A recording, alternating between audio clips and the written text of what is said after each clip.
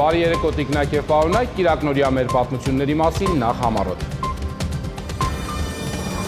Պուտինյան հաղթաթղթեր Ուֆան ազդարարում է նոր աշխարհակարգի սկիզբը, մեծ ութնյակի այլընտրանքը, BRICS հնգյակ, գումարած ԵԱՏՄ եւ Շանհայյան կազմակերպություն։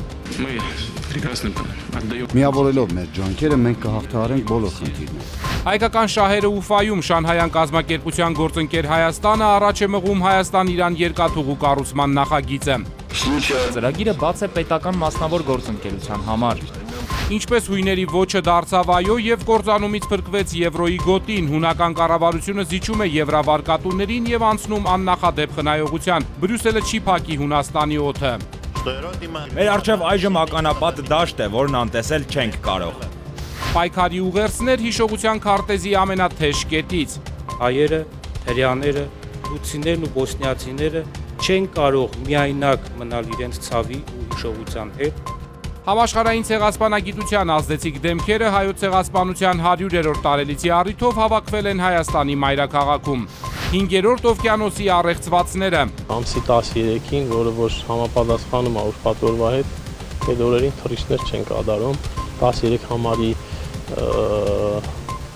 ուղղաթիռ չի լինում, 13 համար պազիվնոյ կերող օդաչու չի լինում։ Հայկական ռազմական ավիացիայի թե վերջառած տոնը, ինչու ռազմական օդաչուները երկինք չբարձրացան իրենց մասնագիտական տոնին։ Օրնելա Մուտի եւ Նաստասիա Կինսկի Երևանյան Կարմիր գորգի ամենավառ աստղերը։ Սպասվում էր, որ ինչ-որ կապրիզներ կարող են լինել, բայց դեռ ոչ։ Սկսվում է մեծ կինոշաբաթը Ոսկե ծիրան 2015։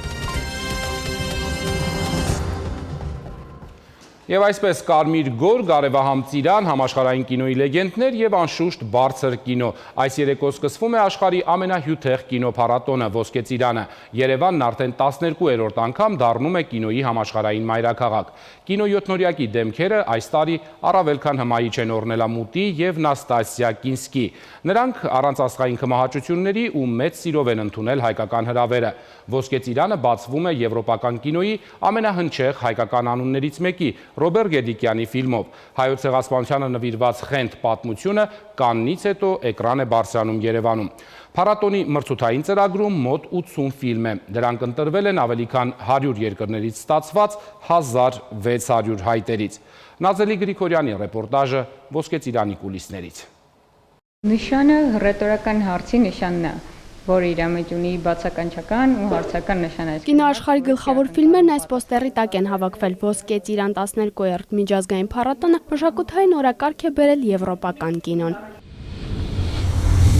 Փառատոնի կուլիսներում Գուրգենը աշխատում է 11 տարի, փառատոնի անձնագրային նկարները նրա ձեռքով են ստեղծվում։ Պոստերներից առաջինը ամենաքաղցրը ստացվեց։ Ոսկե ծիրան երկրորդ փառատոնի պոստերում ծիրանը հայտնվեց ջեմի տեսքով։ Ժուպիտերը առաջացնում, ամեն դեպքում ինքը հաջողվեց, իր մասին շատ էին խոսում։ Ինչ էլ հուշեն պոստերները, կինոսերները գիտեն, Կարմիր գորգը չի փռվի առանց կինոաստղերի։ 12-րդ կինոփառատոնի հատուկ հյուրերն են Օրնելա Մուտին ու Նաստասիա Կինսկին։ Սպասվում էր, որ ինչ-որ կապրիզներ կարող են լինել, բայց դեռ ոչ։ Ես էլ եմ զարմացած մեր ամբողջ աշխատակազմին, որ այս պահին ամեն ինչ սահուն իր հունով ընդունում է։ Ոսկե ծիրանը սպասում էր նաև գերմանացի ռեժիսոր Վիմ Վենդերսին։ Արթհաուսի իսկան փառատոնում նորեկ չէր ու որոշել էր Հայաստանում տոնել իր 70-ամյակը։ Բայց ռեժիսորի աշխատանքային գրաֆիկը վերջին պահին կասեցրեց դեպի Երևան թռիչքը։ Ոսկե ծիրանն ամեն դեպքում տարեդարձերի պակաս չունի։ Փառատոնի հոբելյարներից մեկը հայ կինոյի խորհրդանիշ Հենրիկ Մալյանն է։ Եռանկյունի նվագախմբի տղաները Նահապետն ու տասնյակից ավելի արժեքավոր ֆիլմեր ստեղծած ռեժիսորը կդառնար 90 տարեկան։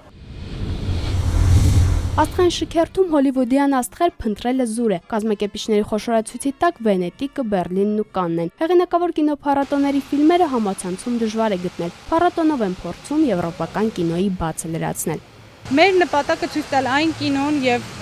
ծանոթացնել այն մարդկանց հետ, որոնց մենք առհասարակ չենք տեսնի եւ չենք իմանա, եթե չլինեն կինոփառատոնները։ Ոսկե ծիրանի ցուցադրությունները բացելու է ֆրանսիահայ աշխարհահռչակ ռեժիսոր Ռոբերտ Գեդիկյանը։ Ցեղասպանության մասին պատմող խենթ պատմություն ֆիլմը Կաննից է ուղևորվել Երևան։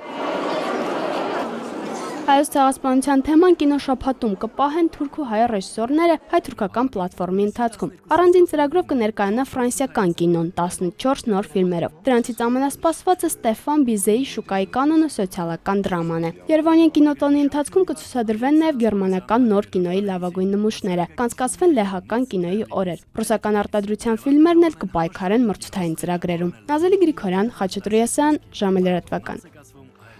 Անցնող շաբաթ Վլադիմիր Պուտինը արևմուտքին ցույց տվեց, որ աշխարհի ուղիղ կեսը իր հետ է։ Ուֆայում անցկացվեց միանգամից 3 քաղաքական տնտեսական միությունների՝ BRICS-ի, ԵԱՏՄ-ի եւ Շանհայյան համագործակցության կազմակերպության համատեղ գագաթնաժողովը։ Այս եռյակին անդամակցող պետություններում ապրում է մոլորակի բնակչության կեսը, ՀՆԱ-ն հաշվում է տրիլիոններով։ Ուկրաինական ճգնաժամի պատճառով մեծ ութնյակից դուրս մղված Ռուսաստանը այսպիսով եւս մեկ անգամ շեշտեց, որ աշխարհը առնվազն երկբևեռ է։ Բրազիլիային, Ռուսաստանին, Հնդկաստանին, Չինաստանին եւ Հարավաֆրիկյան Հանրապետությանը միավորող BRICS-ը զարգացող երկրների ակումբից քաղաքական, տնտեսական լուրջ միավորի վերաճելու հայտ ներկայացրեց։ Այս պետությունները հնարավոր է հրաժարվեն միմյանց հետ դոլարով առևտուր անելուց եւ ստեղծեն համաշխարհային բանկի ու արժույթի միջազգային հիմնադրամի այլընտրանքը։ Նոր աշխարհակարգի մայրաքաղաք դարձած Ուֆայում իր շահն էր հետապնդում նաև Հայաստանը, որը բազմիցս հայտարարել է ինտեգրման տարբեր ձևաչափերից օգտվելու փոխլրացման իր քաղաքականության մասին։ Մեր երկիրը միացավ Շանհայյան համագործակցության կազմակերպությանը առայժմ որպես գործընկեր։ Ու միանգամից նախագահ Սարգսյանը բանակցային սեղանին դրեց Հայաստան-Իրան երկաթուղու կառուցման նախագիծը, որը կարող է դառնալ եվրասիական տնտեսական ինտեգրման ողնաշարը։ Փոփոխվող աշխարհի նոր դեմքը Շաքե Ղազարյանի ռեպորտաժում։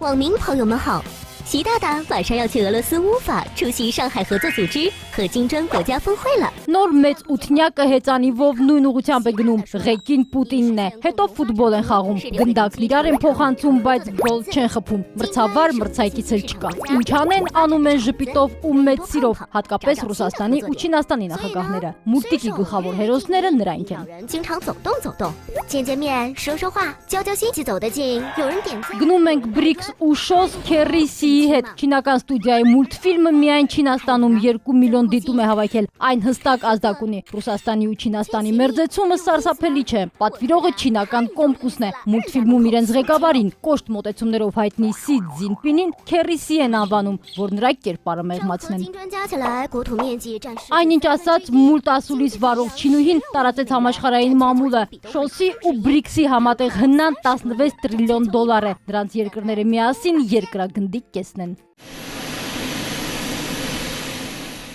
Խոշոր միջոցառումներին պատրաստված Ուֆայում հյուրերին մի լավ ջրեց չդադարող անձրևը, իսկ երբ օդանավից իջավ Ռուսաստանի նախագահը, անձրևանոցով ռուս լրագրողները նրան որպես հեքիաթային պերսոնաժ բնորոշեցին։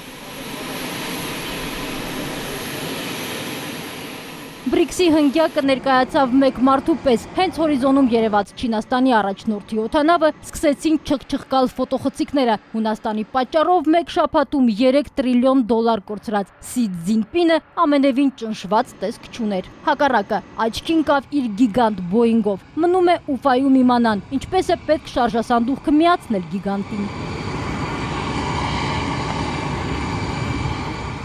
Չինաստանի ղեկավարը երկհարկանի ջամբո ջեթից նկատեց, ահա թե ինչպիսին է Ուֆան, անտառներ, ասելիքը ձևակերպեց այնպես, որ գործընկերներին չվիրավորի։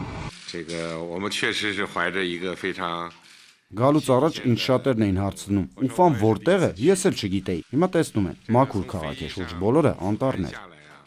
Պուտինի ու Սի Ցզինպինի հանդիպումը պարզապես հանդիպում չէր, իսկական բանակցություններ էին։ Սեղանի շուրջ նրա կառավարության գրեթե կեսն է։ Այսօր ինչ խոսեն, թեման հունական ճգնաժամի հետևանքն է։ Դրա պատճառով Չինաստանում արթնացան ու տեսան վերջին 10 տարում տնտեսության ամենախոշոր փլուզումն է։ Բայց BRICS երկրները չեն պատրաստվում համաշխարհային բանկին կամ արժույթի միջազգային հիմնադրամին դիմել։ Համատեղ ուժերով իրենց սեփական բանկն են ստեղծում, նախնական 200 միլիարդ դոլար կապիտալով։ Ում տնտեսությունը ճգնաժամի մեջ հայտնվի, BRICS-ի գանձարանից փող կվերցնեն։ Այն անվանում են զարգացման բանկ, որը ներդրում այն ծրագրերը 2016-ից կսկսի։ Մենք շատ լավ պատկերացնում ենք, թե տնտեսական ու միջազգային քաղաքականության ինչ դժվարությունների ենք հանդիպում։ Միավորելով մեր ջանքերը մենք կհաղթահարենք բոլոր խնդիրները։ Զարգացման բանկ ստեղծելիս այնպես են արել, որ ոչ մեկի չվիրավորեն։ Գլխամասը կլինի Չինաստանում, կղեկավարի հնդիկը, առաջին մասնաճյուղն էլ հարավաֆրիկյան պետությունում։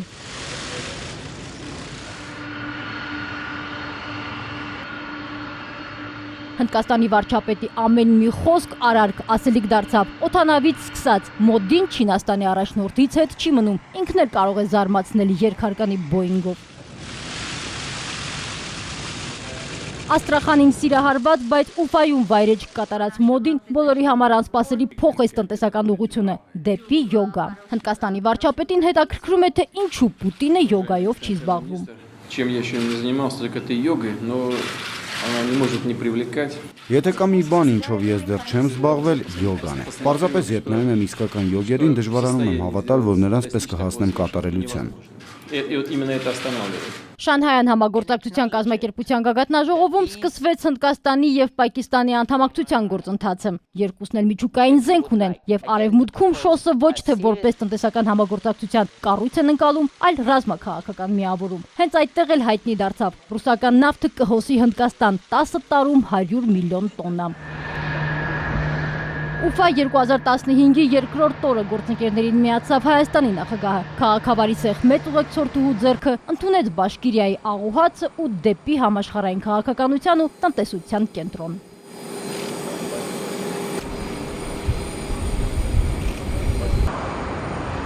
Նախագահ Սարգսյանը BRICS-ի ու ՇՕՍ-ի գագաթնաժողովներին մասնակցում է outreach ձևաչափով, այսինքն երբ բանակցություններին ներգրավում են նաև հրավիրված նախագահները։ Այս դեպքում Եվրասիականի գործընկերներին Ռուսաստանն է հրավիրել։ Ինչ որ պահ մեծութնյակի քննարկումներին միացան եւս 17 պետությունների ղեկավարներ։ Քաղաքական, տնտեսական ու մշակութային բազմազանությունն ապահոված է, ինչպես նախագահ Սարգսյանը կնկատի, սա հրատապ-հարցերը լուծելու հզոր ներուժ է։ Ներկայացուցչական այս կազմի մոտ Սերժ Սարգսյանը ընդգծեց այն նախագծի կարևորությունը, որը տրանսպորտային ծրագրերին նոր մակարդակ կապահովի։ Նախագահ Սարգսյանը Իրան-Հայաստան երկաթգիծը նկատի ունի։ В случае Армении таким проектом может стать строительство Армян-Иранской железной дороги. Հայաստանի դեպքում այդպիսի ծրագիր կարող է դառնալ Հայաստան-Իրան երկաթուղային ճանապարհի կառուցումը, որը Պարսից ծոցի միջոցով կապահովի ԵԱՏՄ երկրների ելքը դեպի Հնդկական օվկիանոս։ Արդեն պատրաստ է տեխնիկական տնտեսական հիմնավորումը եւ ծրագիրը բաց է պետական մասնավոր գործընկերության համար։ Նախագահի ելույթից հետո միանգամից արձագանքներ ստացվեցին։ Չինական մի քանի ընկերություններ հետաքրքրված են Իրան-Հայաստան երկաթգծի կառուցմամբ։ Այսօր մենք տեսնում ենք, որ նաև ռուսական կողմը գոնե հրապարակային մակարդակով նշել է, որ Իրան-Հայաստան երկաթուղու կառուցումը տարածաշրջանի եւ նախ եւ առաջ Հայաստանի համար կարեւոր է։ Մենք գտնում ենք, որ դա շատ կարեւոր է, դա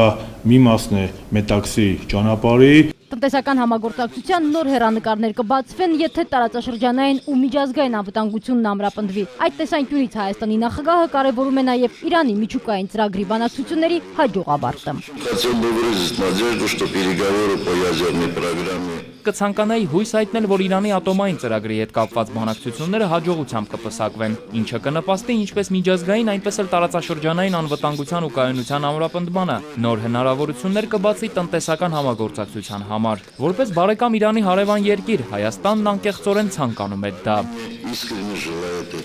Հրատապ ու համաշխարհային ուշադրության կենտրոնում գտնվող բոլոր հարցերը նոր մեծութնյակին թունած 50 էջանոց հռչակագրում են Ուկրաինայից մինչև սիրիական կոնֆլիկտ ու կոռուպցիա։ Հայաստանի համար նորություն կա։ Միանում ենք Շանհայյան համագործակցության կազմակերպության ընտանիքին որպես երկխոսության գործընկեր։ Спасибо. Thank you.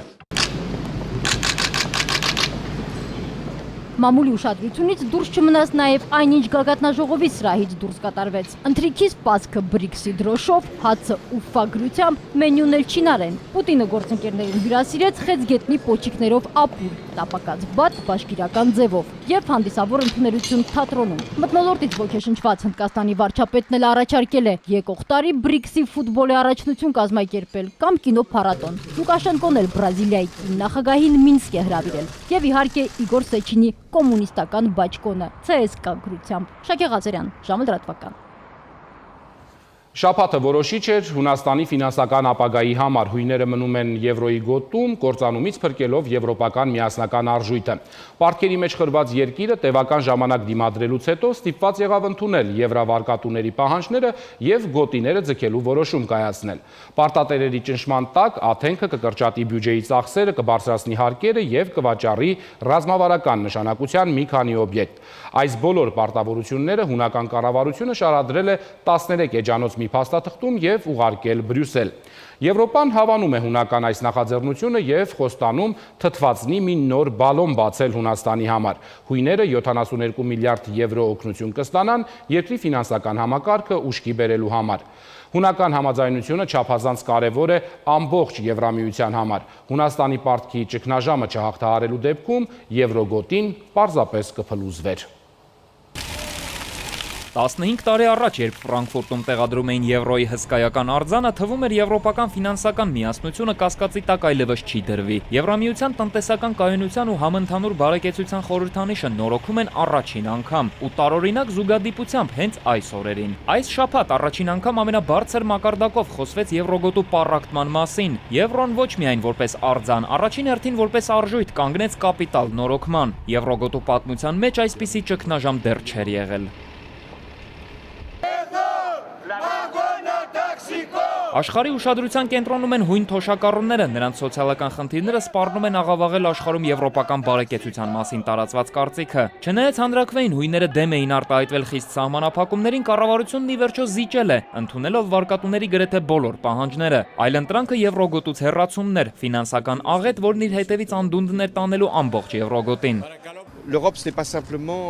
Հույները վճռական քայլ են կատարել եվրոգոտում մնալու համար, քանի որ ծրագիրը, որը նրանք ներկայացրել են, լուրջ եւ վստահելի է։ Վերջին տարիներին հույները շատ են տուժել այս իրավիճակից, բայց նրանք նաեւ պետք է հասկանան, որ բարեփոխումները խիստ անհրաժեշտ են։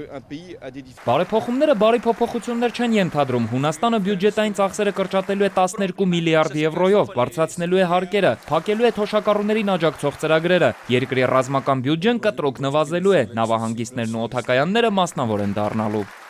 Մենք անելու ենք դա, անելու ենք ոչ թե Եվրոպայում պարզապես մնալու, այլ արժանապատիվ տեղ զբաղեցնելու համար։ Մեր առջև այժմ ականապատ դաշտ է, որն անտեսել չենք կարող։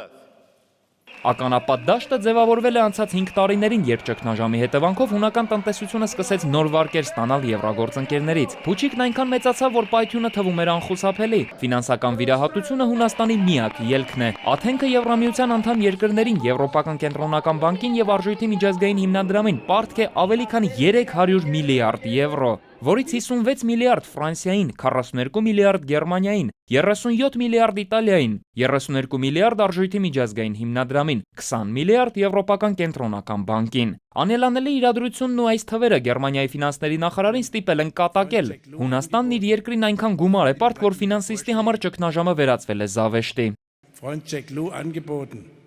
Ես իմ վաղեմի ընկերոջը Միացյալ Նահանգների ֆինանսների նախարարին առաջարկել եմ եվրոգոտի ընդունել Պուերտո Ռիկոյին, պայմանով, որ Միացյալ Նահանգները դոլարի գոտի ընդունի Հունաստանին։ Նա կարծես թե կատակ եմ անում։ Հունաստանի նոր առաջարկները պետք է Աթենքին ապահովեն նոր վարկերով, արդեն ոչ միայն սեփական տնտեսությունը փրկելու համար։ Կառավարության առաջարկը եվրովարկատուները դրական են գնահատել։ Հունաստանը կարող է ստանալ նոր 58 միլիարդ եվրոյի վարկ միայն Եվրամիությունից, եւս 16 միլիարդ կարող է տալ Արժույթի միջազգային հիմնադրամը։ Որքան էլ ծանր են լինելու առաջիկա տարիները Հունաստանի համար, առաջարկած լուծումը հնարավոր ամենամեղմն է։ Իրավիճակի կրկնությունը բացառելու եւ անդունդից հեռանալու համար եվրոգոտու երկրները անցնում են ընդհանուր արժույթը ամրապնդելու, ֆինանսական վստահությունը վերականգնելու ու եվրոգոտին կարգի բերելու գործին։ Սկսում են խորհրդանշական արձանից։ Դավիթ Սարգսյան, ժամը լրատվական։ Ավստրալիայից մինչև Ճապոնիա, Արգենտինայից մինչև Իսրայել, Հայաստանը հայոց ցեղասպանության դատապարտման թեման թեժ է պահում ոչ միայն համաշխարհային քաղաքական օրակարգում, այլև գիտական աշխարհում։ Մոլորակի ամենահայտնի ցեղասպանագետներն ու միջազգային իրավունքի մասնագետները այս շաբաթ Հայաստանի մայրաքաղաքում են։ Այստեղ գիտաժողով էր հրավիրել ցեղասպանագետների միջազգային ընկերակցությունը, որը 1915-ի ոճրի վերաբերյալ իր հեղինակավոր խոսքը ասել է դեռևս 1997 թվականին, ստեղծում ստեղծումից անմիջապես հետո։ Իսկ 5 տարի առաջ հայոց ցեղասպանության ճանաչման գործում նշանակալի ավանդի համար արժանացել է Հայաստանի նախագահի մրցանակին։ Գրեթե բոլոր աշխարհամասերը ներկայացնող 130 ցեղասպանագետները Երևանում են հավաքվել 20-րդ դարի առաջին ցեղասպանության տարելիցի առիթով, սակայն նրանց քննարկման նյութը միայն 1915-ը չէ։ Ապրիլին մեկնարկած հայոց ցեղասպանության ճանաչման համաշխարհային ահազանգը չի դադարում։ Այս շաբաթ Երևանը հյուրընկալեց ցեղասպանագետների միջազգային ընկերակցության ներկայացուցիչներին։ Հայոց ցեղասպանության 100-րդ տարելիցի առիթով, բայց բնույթով հերթական գիտաժողովն ամենևին էլ հերթական չէ։ Սա աննախադեպ միջոցառում է մրցակցությամբ ու մասնակիցների քանակով։ Հազարավոր աշխատանքներից ընտրվել են միայն 130-ը շատ ընդգրկուն աշխարհագրությամբ։ 2010 թվականին կառույցը նախագահ Սարգսյանից ստացել է հայոց ցեղասպանության ճանաչման գործում նշանակալի ավանդի համար շնորհվող մրցանակ։ Հատկանշական է, որ Երևանում 12-րդ համաժողովը սկսվեց հենց նախագահի ելույթով ու անսպասելի առաջարկով։ Ապրիլին որոշում է կայացվել ընդդեմ ցեղասպանության հանցագործության գլոբալ ֆորումը դարձնել պարբերական եւ Սերժ Սարգսյանը ցեղասպանագետների միջազգային ընկերակցությանն առաջարկեց դառնալ ֆորումի հիմնադիր անդամ։ Ես պաշտոնապես առաջարկում եմ ցեղասպանագետների միջազգային ընկերակցությանը դառնալ ընդդեմ ցեղասպանության հանցագործության համաժողովի համահիմնադիր, կազմակերպիչ եւ մասնակից։ Ցեղասպանությունների ճանաչման խնդիրը հաճախ տարվում է քաղաքական հարթություն եւ հայտարարություններով հանդես են գալիս ոչ մասնագետները։ Սերժ Սարգսյանը հատկապես կարևոր համարեց, որ համաժողովին ցեղասպանության խնդրով զբաղվում են հենց մասնագետները։ Գաղտնիք չէ, որ կատարված հանցագործությունները քողարկելու զոհին ոճրագործ եւ ոճրագործին զոհ ներկայացնելու փորձերից զերծ չի մնում նաեւ գիտությունը։ Նաեւ այս առումով եմ արժևորում այս համաժողովի առաքելությունը եւ տարիներ ի վեր ձեր ներդրած ջանքերը։ Ապրիլյան միջոցառումներին ամրագրվեց, որ Հայաստանը պայքարում է ոչ միայն հայոց ցեղասպանության ճանաչման ու դատապարտման համար, այլև ընդհանրապես ցեղասպանության հանցագործության դեմ, համախմբելով ցեղասպանություն տեսած բոլոր ժողովուրդներին։ Հայերը, հրեաները, տուցիներն ու բոսնիացիները չեն կարող միայնակ մնալ իրենց ցավի ու հիշողության հետ։ Ցեղասպանագետների միջազգային ասոցիացիայի նախագահը վստահ է, որ գիտաժողովը հնարավորություն կտա համեմատական վերլուծությամբ ուսումնասիրել ցեղասպանությունները։ Մենք նման հանդիպումներ կազմակերպում ենք 2 տարին մեկ անգամ, որոնց շրջանակներում հանդիպում են բոլոր այն գիտնականները, որոնք զբաղվում են ցեղասպանագիտությամբ։ Սա յուրատեսակ հարթակ է բոլոր ցեղասպանագետների համար իրենց տեսակետն արտահայտելու, քննարկումներ կազմակերպելու համար։ Ցեղասպանությունները համեմատելու առաջադրանքը հատկապես կարևոր է համարում ցեղասպանագետ Ռուբինա Փիրումյանը։ Այսինքն գիտնականները ոչ թե պարզապես առանձին ներկայացնում են ցեղասպանությունները, այլ համեմատում, ընդգծում են ընդհանրություններն ու տարբերությունները։ Սա շատ ավելի մեծ մեկ ընդլայնված մեկ աշխարհ բացեց հայկական ցեղասպանության մասին։ Այլևս զգում ես, որ հայկական ցեղասպանությունը մեկ նյութ չի, որ կղզիացված է եւ մենք մեզի խոսում ենք մենակ դրա մասին։ Այս համաժողովի համար աշխատելու ընթացքում պատմաբան Ռեբեկա Ջենքսը Հալեպում հայտնաբերեց ցեղասպանությունից փրկվածների լուսանկարների հավաքածու։ Գիտաժողովին ներկայացնում է հայ գաղթականներին օգնած կազմակերպությունների գործողությունների դրդապատճառը։ Everybody wanted to rescue the Armenians as a nation. Հայ գաղթականներին օգնություն ցուցաբերած կազմակերպություններն ունեին իրենց նպատակները։ Հատկապես ամերիկացիները օգնում էին, որովհետև հայերը քրիստոնյա էին։ Սկանդինավցիները դա անում էին զուտ մարդասիրական մղումով։ Այդ տարիներին գաղթական հայերին մեծ օգնություն են ցուցաբերել ռուսները։ Դոկտորանտ Ասիա Դարփինյանը թուրք պատմագիր Թաներ Ակչամի ղեկավարությամբ ուսումնասիրում է ռուսական կայսրությունից այդ տարիներին հայերին ցուցաբերված օգնությունը։ Բավականին մեծ օգնություն է տրամադրվել, որի մասին ցավոք շատ քիչ ուսումնասիրություն է արված։ Մի քանի կազմակերպություններ շատ մեծ հանգանակություններ են կազմակերպել եւ փրկել են հազարավոր հայերի։ Անցած տարիներին այս համաժողովին ներկայացվում էր 4 կամ 5 աշխատություն հայոց ցեղասպանության վերաբերյալ։ Մինչդեռ այս տարի զեկույցների քանակը մի քանի տասնյակի է հասնում։ Գիտաժողովը նվիրված է նաեւ հոլոկոստի 70-րդ տարելիցին։ Զոհրաբ Հարոյան, Նարեկ Գալստյան, ժամը լրատվական։ Շաբաթվա թևեր չառած տոնը հայկական ռազմական ավիացիայի օրը աննկատ անցավ, այն սովորաբար նշվում է հունիսի 26-ին։ 22 տարի առաջ հենց հունիսին է ավարտվել հայկական զինուժի ավիացիոն ստորաբաժանման ձևավորումը։ Ռազմական օդաչուները իրենց մասնագիտական տոնին ավիացիոն շոու չսարքեցին, հարգելով անցած նոյեմբերին Արցախում զոհված իրենց ընկերների հիշատակը։ Հայաստանի Հանրապետության ռազմական ավիացիայի առաջին օդաչուն Արմեն Ափիկյանը մեր թղթակցի հետ զրույցում բացահայտել է 5-րդ օվկիանոսի առեղծվածները։ 5-րդ օվկիանոսի առաջին հայ լողորդն է, առաջին նովիկտորին բարձրացավ օդ, ապրում է ցամաքում, աշխատում օդում, այսպես է իրեն բնութագրում օդաչու Արմեն Ափիկյանը։ Առաջին անգամ ինքնուրույն թռիչք կատարելու ժամանակ կոնկրետ չեմ կարող ասել, բայց մի անբացատրելի երևույթ է։ Դժվարություն չեմ կարող ասել, դժվարություն Երևանայի չի եղել այդ բանը, որովհետև ավելի շատ ուրախություն է եղել։ Գործի բերումով տեսել է գրեթե ամեն ինչ, բայց օդաչուի համար ամենատպավորիչը եղել եւ մնում է առաջին թռիչքը։ Պողպատի առողջություն եւ խիզախություն։ Եթե այս երկուսը կան, հաստատ օդ կբարձրանաս։ Թռչող հսկայի հրամանատարը բացում է գրեթե բոլոր օդաչուների ամենանուրբ գաղտնիքը։ Խիզախ են, բայց սնահավատ։ Ամսի 13-ին, որը որ համապատասխանում է ուրբաթ օրվա հետ, այդ օրերին թռիչքներ չեն կատարում, 13 համարի ուղղաթիռ չի լինում, 13 համար պազիվնոյ կրող օդաչու չի լինում, չընդունված թիվ է էլի ավիացիայի համար։ Անկախ կոչումից եւ պաշտոնից թռիչքից առաջ ամբողջ անձնակազմն անցնում է պարտադիր հրահանգավորում, զեկուցում են ուղղաթիռի տեխնիկական վիճակի մասին։